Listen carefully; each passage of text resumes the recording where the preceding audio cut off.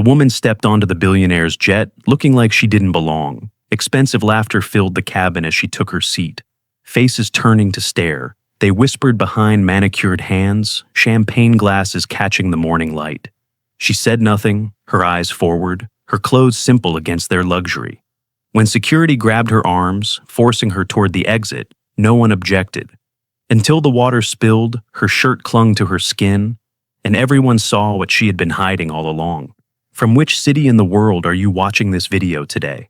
If this story intrigued you, consider subscribing for more tales of extraordinary people hiding in plain sight.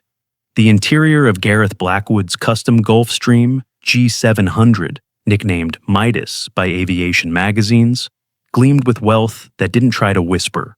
Gold-flecked fixtures caught morning light, streaming through oval windows. Italian leather seats in buttermilk cream contrasted with mahogany tables where crystal flutes awaited the first champagne pour of the day. A holographic display at the front of the cabin showed their flight path from Washington, D.C. to Palermo, the glowing blue line cutting across the Atlantic like a promise. Lennox Kavanaugh boarded last. The cabin's gentle hum of conversation stuttered as she stepped inside, dressed in dark jeans and a navy button-up that had seen better days. Her only luggage, a weathered leather messenger bag slung across her body. Something about her movements, too precise, too aware, created a momentary vacuum of sound. She walked with the faintest hint of a limp, noticeable only to the most observant eye. "Final passenger accounted for," announced the steward, before disappearing into the cockpit. Conversations resumed, though noticeably quieter. Fashion mogul Desiree Chanteclair leaned toward their host, her diamond earrings catching light as she whispered something that made Gareth Blackwood's eyes flick toward Lennox. "Who authorized her?" Desiree murmured, not quite low enough to prevent her words from carrying. "She looks like someone's personal assistant got lost." Senator Warrington, already settled with the Wall Street Journal, lowered his reading glasses. "Blackwood, I thought this flight was exclusive to the Palermo delegation." "It is," Gareth replied smoothly, straightening his bespoke suit jacket. "Though apparently with last-minute additions." Lennox chose a seat with clear sightlines to all exits, settling with the economical movements of someone accustomed to small spaces. Her calloused hands, incongruous with the smooth, manicured fingers of the other passengers, rested lightly on her knees. When the flight attendant, her nameplate reading Persephone, approached, her smile wavered. "Excuse me," Persephone began, voice pitched low. "Are you with housekeeping? The staff transport left an hour ago." "I'm a passenger," Lennox replied, her voice surprisingly gentle. "For the summit." Persephone hesitated. "Of course, champagne before takeoff." "Water is fine." From across the cabin, Desiree's tinkling laugh carried. "Darling, it's Dom Perignon Rosé. No one refuses Dom on Gareth's plane." Lennox met her gaze evenly. "I'm not much of a champagne person."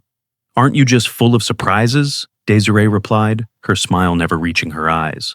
As Persephone moved away, Lennox noticed a silver-haired man in military formal wear, observing the exchange. General Thaddeus Osborne, she recognized him from intelligence briefings, gave her the barest of nods before returning to his conversation with an aide. The engines hummed to life. Through the window, private airfield staff scurried about their final preparations. Lennox's fingers briefly touched the inner pocket of her jacket, feeling the outline of her credentials, then relaxed. The mission was simple.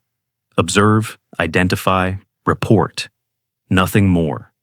"Unusual addition to our party," Senator Warrington commented loudly as the plane began to taxi. "I thought security protocols were absolute for the Palermo summit." "They are," Gareth assured him. "Everyone has been thoroughly vetted. Well, almost everyone." His gaze lingered meaningfully on Lennox. "This summit is too important for security breaches," continued the senator. "We're discussing the Mediterranean Accord. The Russians will be looking for any weakness." "I assure you, Senator, my security team is unmatched," Gareth said. "Ambrose personally oversees all clearances." He gestured toward a broad-shouldered man standing near the cockpit door, whose suit barely contained his muscular frame. Turbulence hit during takeoff, sending champagne sloshing and passengers clutching armrests. Lennox remained perfectly still, her body automatically compensating for the shifts in gravity. a habit formed through thousands of helicopter insertions and rough landings. Desiree noticed. My goodness, look at her. Steady as a rock. Those are some peculiarly masculine reflexes, wouldn't you say, Gareth? Indeed, Gareth replied, unbuckling his seatbelt once they reached cruising altitude. Perhaps our mystery guest has some explaining to do. He approached Lennox's seat with the confidence of a man unaccustomed to boundaries. His security chief, Ambrose, shadowed him, hands clasped before him in a poor imitation of relaxed attention. I don't believe we've been properly introduced, Gareth said, extending his hand. Gareth Blackwood. This is my aircraft. Lennox Kavanagh, she replied, shaking his hand briefly. Thank you for the transportation. That's the curious thing, Gareth continued, not moving away. I personally approved every name on this manifest. Yours wasn't among them. The cabin had gone quiet, all eyes turned toward their exchange. Even a young tech entrepreneur who had been absorbed in his tablet looked up with interest. I was added by the department, Lennox said simply. The department? Gareth laughed. Which department would that be? Housekeeping? Catering? Titters spread through the cabin. Even Senator Warrington smiled behind his newspaper. I believe she means the State Department, General Osborne interjected, rising from his seat. Perhaps we should confirm with ground control before jumping to conclusions. Thank you, General, but I handle security on my aircraft, Gareth replied with a tight smile, and I don't recall seeing any departmental authorization. If I may, the General began, but his aide appeared at his elbow, whispering urgently. The General's expression darkened. Now? Can it wait? More whispers. Fine. Excuse me. He disappeared toward the back of the plane, leaving Lennox without an ally. Lennox remained calm, though something in her posture shifted imperceptibly. If you check with your flight coordinator, Mr. Blackwood, you'll find everything in order. This, Gareth interrupted, gesturing expansively around the cabin, is a secure flight carrying diplomats to a sensitive international summit, not a commercial hop where anyone can buy a ticket. He turned to address the cabin at large. This flight is for the Palermo Summit delegation.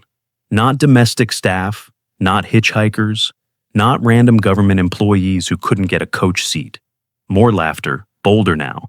A diplomat from the European Union raised his glass in mock salute.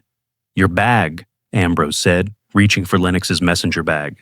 Security protocol. All unchecked passengers are subject to secondary screening. As his hand closed around the strap, Lennox moved. A flash of motion ending with Ambrose's wrist locked in her grip.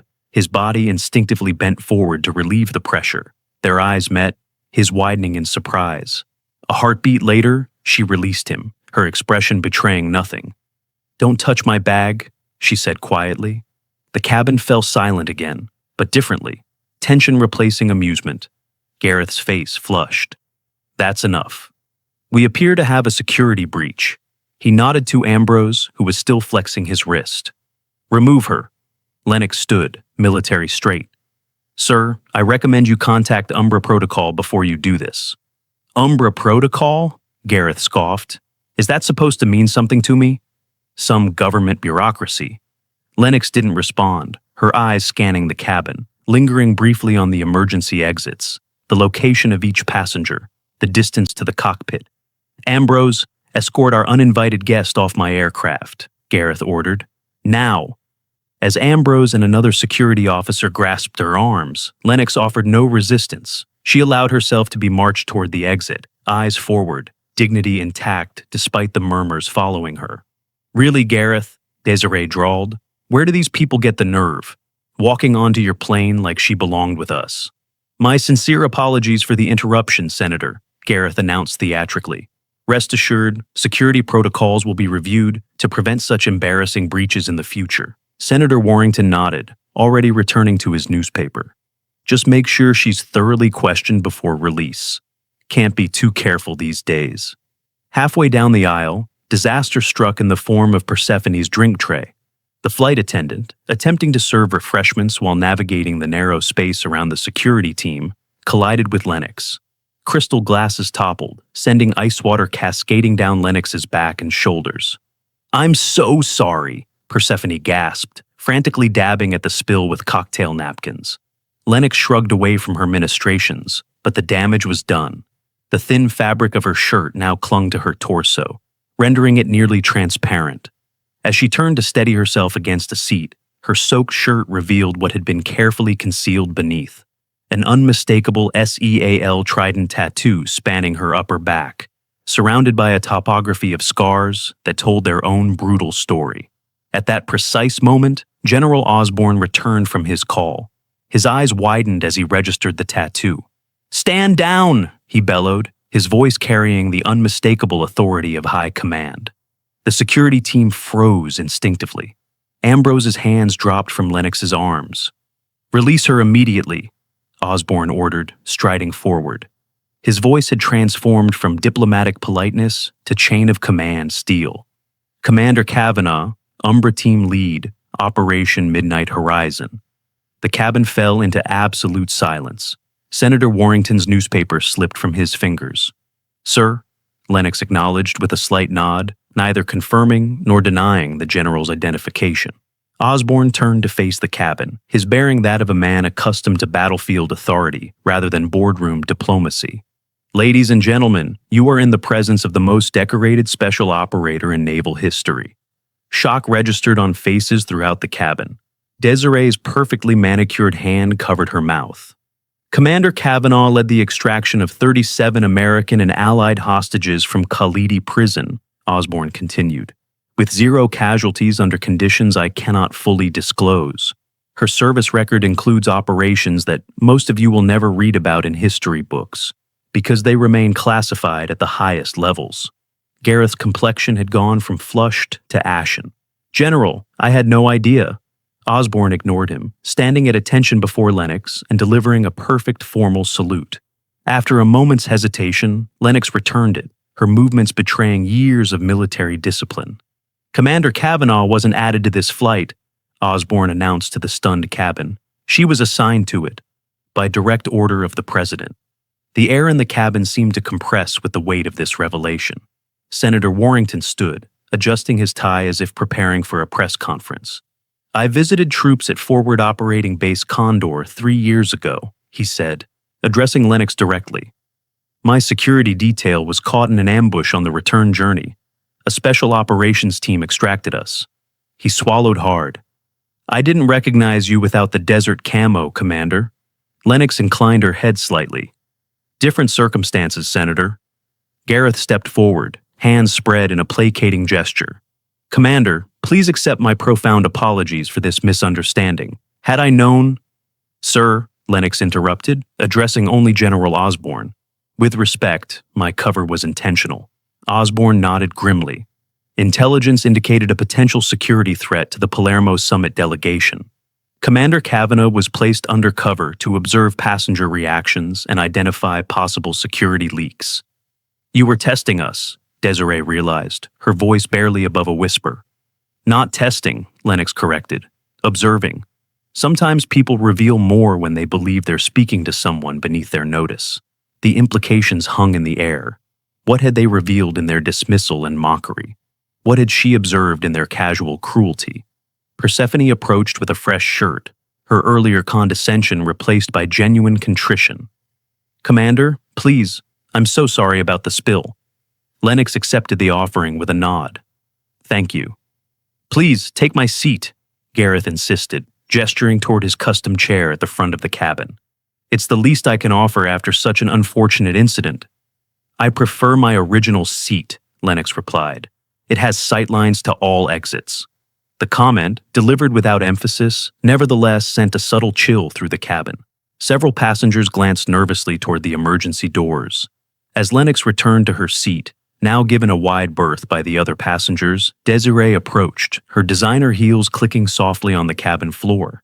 "I have to ask," she said, perching cautiously on the edge of the adjacent seat. "Why didn't you simply identify yourself? It would have saved you from all this unpleasantness." Lennox regarded her thoughtfully. "The people who need to know who I am already do." "But we treated you so." Desiree trailed off, unable to finish the sentence. "Like someone you thought didn't matter," Lennox completed for her. "That's valuable intelligence in itself." General Osborne joined them, bringing a glass of water. The commander's specialty is extraction under impossible conditions, he explained. She's pulled diplomats, operatives, and civilians from situations where failure meant death.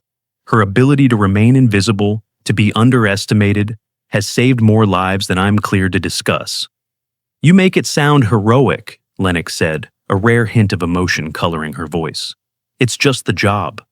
A job that earned you the Navy Cross, Osborne added, among other decorations I'm not at liberty to name. Ambrose approached hesitantly, his earlier aggression replaced by professional respect. Commander, I want to apologize for my behavior. If there's anything I can do, keep the passengers safe, Lennox replied simply. That's all. The remainder of the flight passed in subdued conversation. Where Lennox had previously been ignored, she was now given respectful space. Occasionally, passengers would approach with cautious questions about her service, most of which she deflected with practiced ease. Senator Warrington engaged her in a lengthy discussion about veteran affairs, taking notes with surprising attentiveness. Even Gareth maintained a respectful distance, his earlier arrogance replaced by chastened professionalism.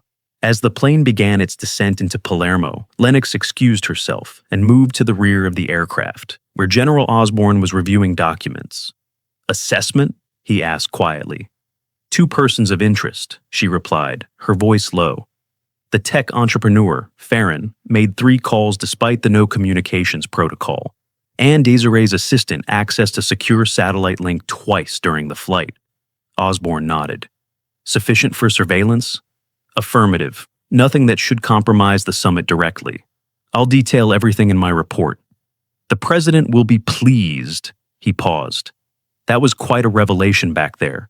Lennox shrugged. Not how I planned it. Sometimes the best intel comes from unplanned moments, Osborne replied. Your cover being blown might actually work to our advantage. No one will suspect the obvious operative now. Meaning our actual undercover agent can continue their work unnoticed while everyone fixates on you. A faint smile touched Lennox's lips. Hiding in plain sight now. Exactly. Osborne glanced around the cabin. These people respect you now, but they don't understand you. They see the tattoo, the scars, but not what made you. They don't need to, Lennox said. Understanding isn't part of the mission. Mediterranean sunlight streamed through the windows as the plane touched down. Passengers gathered their belongings, their movements more subdued than before. Lennox remained seated, watching their interactions with the careful eye of someone trained to notice details others missed. Gareth approached as the plane taxied toward the private terminal. Commander Kavanaugh, I hope you can accept my sincere apologies for earlier. Had I known— Mr. Blackwood, Lennox interrupted gently, in my experience, the most dangerous assumption is believing you can identify threats by appearance alone.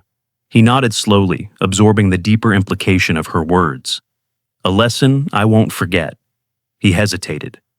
May I ask, this Umbra protocol you mentioned is classified, she finished for him, and will remain that way.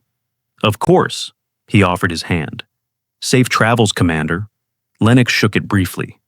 Enjoy the summit, Mr. Blackwood. When the cabin had emptied, Lennox finally rose, retrieving her messenger bag with the same economical movements that had drawn, a mockery hours earlier. General Osborne waited at the door. Good work, Commander, he said quietly. Though, I'm curious about one thing. You could have shown your credentials at any time. Why didn't you?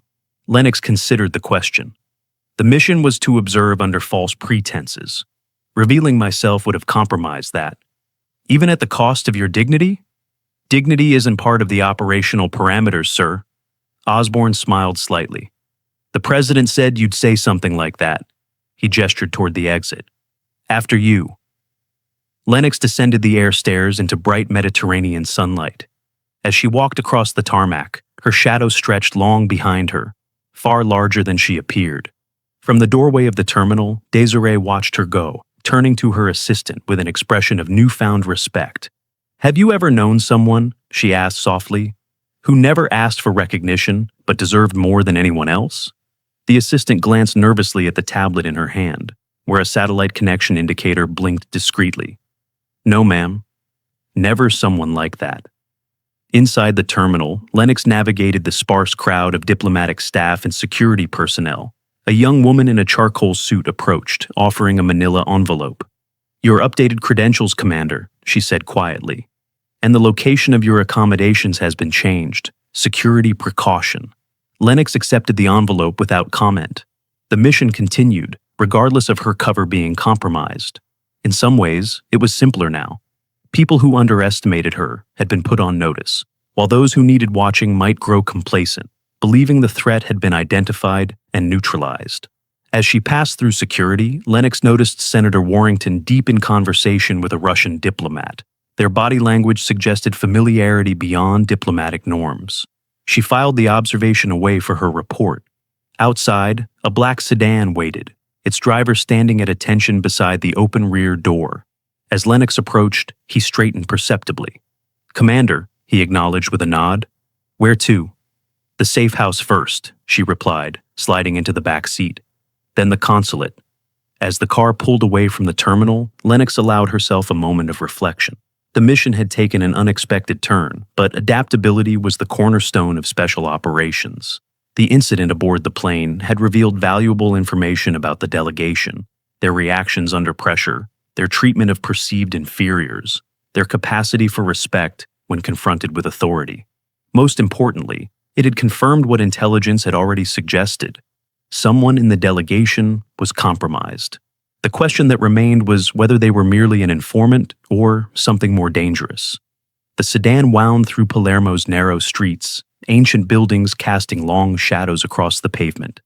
Lennox's phone vibrated with an incoming message. The screen displayed a simple text: "Umbra active, Midnight Horizon compromised." She deleted the message immediately, her mind already calculating implications. If Operation Midnight Horizon had been compromised, then her cover being blown on the plane wasn't an accident.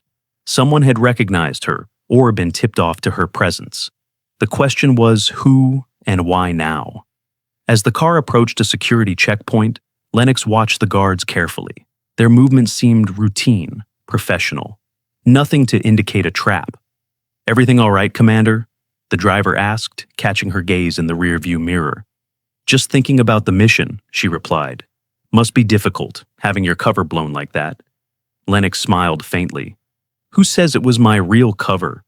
The driver's eyes widened slightly before returning to the road. Sometimes, the best way to hide was in plain sight, wrapped in a truth so obvious that no one thought to look deeper. Let them believe they had discovered Commander Lennox Kavanaugh, decorated SEAL operator on a presidential security detail. It would make her actual mission that much easier to complete. The Palermo summit opened with the expected pageantry. Flags of 20 nations fluttering against a Mediterranean sky, honor guards in ceremonial uniforms, and politicians exchanging practice smiles for the cameras. Lennox observed from the periphery, her official credentials now displayed openly on a lanyard around her neck. Security personnel nodded respectfully as she passed. Word had spread quickly about the decorated officer who had been underestimated on Blackwood's jet. Several journalists had already attempted to approach her for comment, but Lennox had deflected them with practiced ease. "Commander," a familiar voice called. General Osborne approached, accompanied by a silver-haired woman in a tailored suit. "The secretary would like a word." Secretary of State Elaine Harwood extended her hand. "Commander Kavanaugh, I've heard much about your work, though I suspect what I haven't heard is even more impressive." "Madam Secretary," Lennox acknowledged with a nod. "An honor." "Walk with me," Harwood instructed, dismissing her usual security detail with a gesture. Once they were alone in a quiet corridor, her expression sharpened. "The President sends his regards. He's particularly interested in your assessment of our delegation." "Two immediate concerns," Lennox replied without preamble. Tech entrepreneur Farron made multiple unauthorized communications during the flight, and preliminary surveillance suggests Senator Warrington has established off-the-record contact with the Russian delegation. Harwood's eyebrows rose slightly. "Warrington? That's unfortunate. His committee oversees critical defense appropriations." "There's more," Lennox continued. "Operation Midnight Horizon has been compromised." "How?" "Unknown. I received confirmation an hour ago. The timing suggests it may be connected to the incident on the plane." Harwood frowned. "Your cover was blown deliberately?" "Possibly. Or it was an opportunity seized when it presented itself." Recommendations? Continue as planned, Lennox said. Let them believe they've identified the primary security asset. Meanwhile, I'd like authorization to expand surveillance on Warrington and Farron. Granted, Harwood replied without hesitation. The Mediterranean Accord is too important to risk. If there's a leak, find it. As they re-entered the main hall, Lennox noticed Gareth Blackwood in animated conversation with several European diplomats. He caught her eye and gave a respectful nod, which she returned with professional courtesy. Your billionaire friend seems chastened, Harwood observed with a hint of amusement. He's not my friend, Lennox replied, and men like that are never truly chastened, only redirected. The secretary smiled thinly. Well said, Commander. Keep me informed. Throughout the opening ceremonies, Lennox maintained her position on the periphery, watching the interactions among delegates with careful attention. Warrington appeared particularly engaged with the Russian contingent, though his movements remained within the bounds of diplomatic propriety. Farron, meanwhile, kept checking a slim device that resembled a standard government-issued secure phone, but wasn't on the approved list. During a brief recess, Desiree Chanteclair approached, holding 2 flutes of champagne. Commander, she offered one of the glasses. Peace offering? Lennox accepted the glass, but didn't drink. Thank you. I wanted to apologize properly, Desiree said, lowering her voice. My behavior on the plane was inexcusable. It's forgotten. No, it's not, Desiree insisted. Not by me, anyway. I've been thinking about it constantly. How quickly I judged you, how easily I dismissed someone because they didn't fit my narrow expectation of importance. She glanced around the opulent hall. I do that more often than I'd like to admit. Lennox studied her, assessing the sincerity in her expression. Recognition is the first step toward change, Ms. Chanteclair. Desiree, please. She hesitated. May I ask you something personal? You can ask. How do you do it? Put yourself in situations where people underestimate you, mock you even? I'd never have the strength. Lennox considered the question. It's not about strength. It's about understanding the mission is larger than personal comfort. Still, Desiree persisted, to endure what you must have endured, not just on Gareth's plane, but throughout your career. A woman in special operations? We all serve in different ways, Lennox replied. She nodded toward a cluster of delegates. Your fashion house employs over 3,000 women worldwide, many in regions where female employment opportunities are limited. That's service, too, in its way. Desiree looked startled. You've researched me? I research everyone involved in my missions. Before Desiree could respond, Lennox's phone vibrated. A text message displayed a simple code. Marigold active. Excuse me, Lennox said, already moving toward the exit. Duty calls. Outside the summit venue, Lennox activated her secure communications device. Kavanaugh, authentication Alpha 7 Tango Whiskey. Marigold confirmation requested. Confirmed, came the immediate response. Subject moving east on Via Libertà. Surveillance indicates package exchange imminent. Identity? Warrington's aide. Secondary subject unknown. Facial recognition running. Maintain distance. I'm en route. Lennox flagged down a security vehicle, flashed her credentials, and directed the driver toward Via Libertà. Palermo's ancient streets blurred past as Lennox mentally prepared for potential scenarios. If Warrington's aide was involved in unauthorized intelligence transfers, it would confirm her suspicions about the senator. The question remained whether he was the endpoint or merely a conduit to something larger. The vehicle slowed as they approached a crowded piazza. I'll continue on foot, Lennox instructed the driver. Maintain position here for extraction. Moving through the crowded square with practiced invisibility, Lennox spotted her target, a young man in a navy suit, clutching a leather portfolio.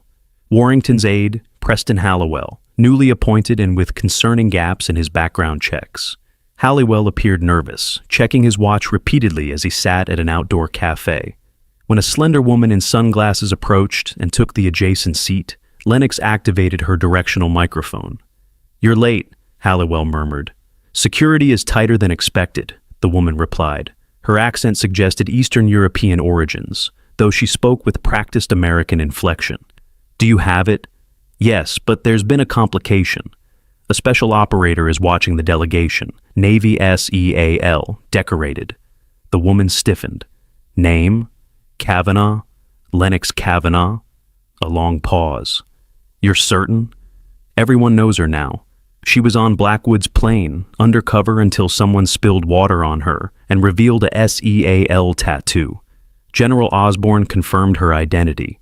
The woman removed her sunglasses, revealing eyes that assessed the crowded piazza with professional thoroughness. This changes things. Kavanaugh isn't just any operator. If she's involved, Umbra is active. What's Umbra?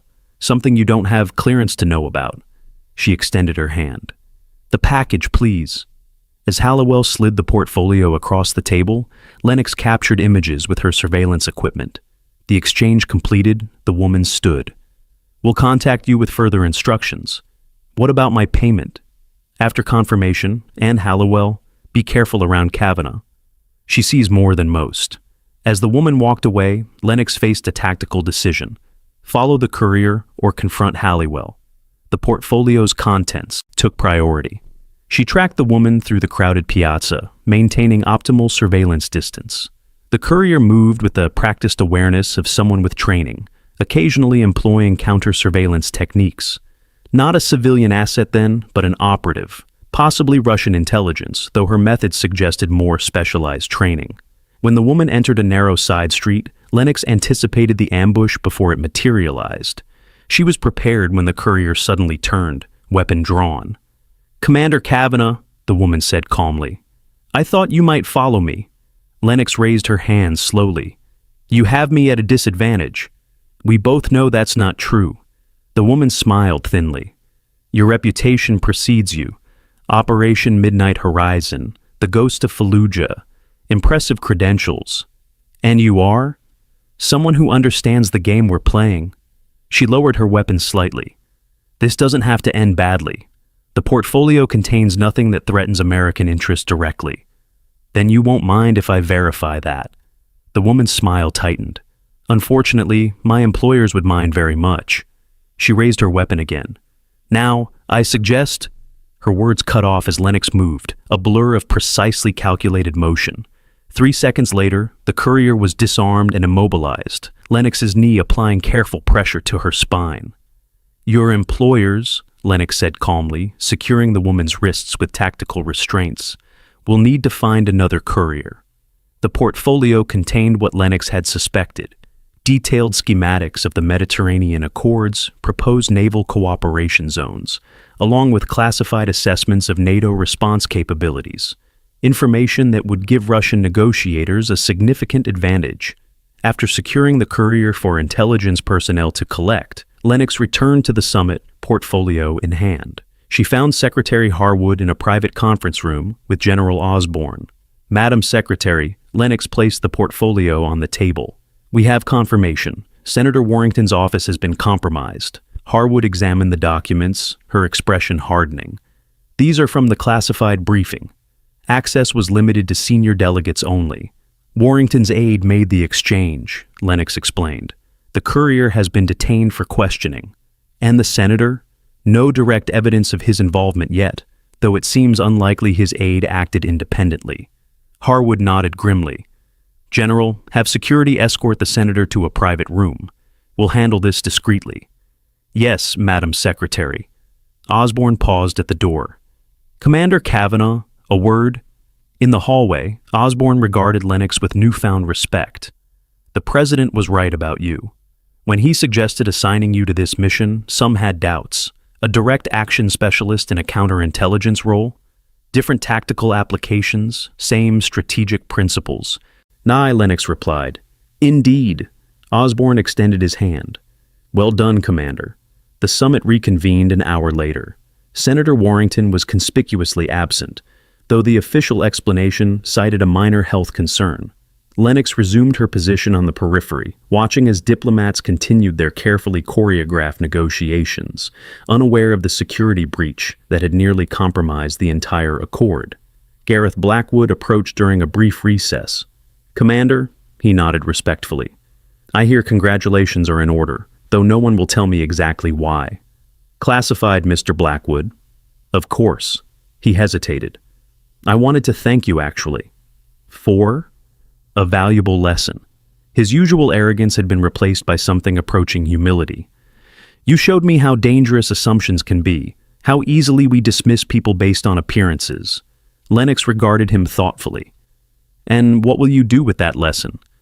"I'm not entirely sure yet," he admitted, "but I know I'll never look at the people around me quite the same way again." As the summit drew to a close the following day, Lennox prepared for extraction. Her mission complete, she would return to Washington for debriefing before her next assignment. The Mediterranean Accord had been signed, strengthened rather than compromised by the intelligence operation she had overseen. In the hotel lobby, she encountered Desiree one final time. "Leaving so soon?" Desiree asked. "Mission complete," Lennox replied simply. "Will you ever tell the whole story of what happened here?" Lennox smiled faintly. "Some stories aren't mine to tell." Desiree nodded in understanding. "Safe travels, Commander. And thank you for showing me something important about myself, even if I didn't appreciate the lesson at the time." Outside, a black sedan waited to transport Lennox to the military airfield. General Osborne stood beside it, holding a secure satellite phone. "The President wishes to speak with you," he said, handing her the device. Lennox accepted the call with appropriate protocol. After a brief conversation, she returned the phone to Osborne. "New orders?" he inquired. "New mission," she confirmed, effective immediately. As the sedan pulled away from the hotel, Lennox watched Palermo recede in the window. Another city, another mission, another opportunity to move unseen through a world that too often judged by appearances rather than substance. In her line of work, being underestimated wasn't an insult. It was an advantage, one she had wielded effectively since her first days in the service, and one she would continue to employ wherever duty called. Because sometimes the most effective weapon wasn't strength or speed or even skill. Sometimes it was simply being the person no one thought to watch until it was too late.